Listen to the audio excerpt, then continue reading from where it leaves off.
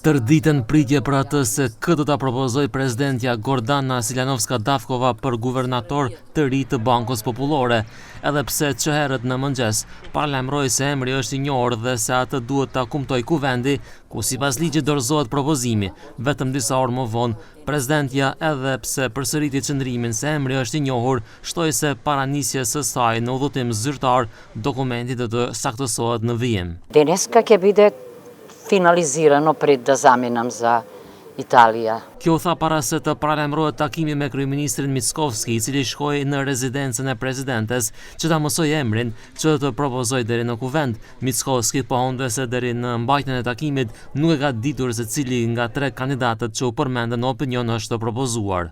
Јас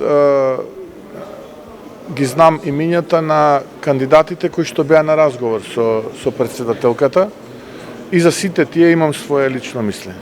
Prezidentja të dielën kishte konsultime me guvernatoren aktuale Anita Angelovska-Bezhovska, si dhe me ish-ministrat për financa nga radhat e VMRO-s, Zoran Stavrevski dhe Trajko Slavevski, i cili momentalisht udhëheq me Këshillin e Qytetit të Shkupit. Sipas ligjit, nuk ka asnjë pengesë që deri në ditën e marrjes së funksionit guvernatori i ardhshëm të jetë aktiv në politikë. Законот не дозволува додека сте на функција, така вели членот, додека сте на функција, да знаете дека функцијата е инкомпатибилна со партиско членство.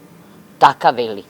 Не вели дека ако сте биле некогаш, ние сме имале извонреден гувернер Петар Гошев, кој што бил председател на партија. Значи немало проблем.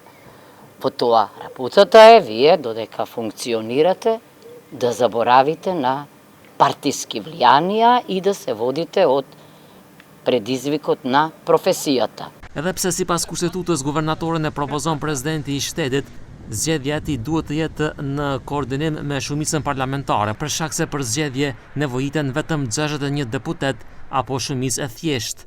Mandati i guvernatores aktuale Bezhovska ka skaduar dje dhe kjo është hera e parë në historinë e Maqedonisë që në afat ligjor nuk është zgjedhur pasardhësi, por sipas ligjit deri te zgjedhja e guvernatorit të ri apo rizgjedhjen e tij aktual, funksionin me autorizime të plotfuqishme e kryen guvernatori, mandati të cilit ka skaduar.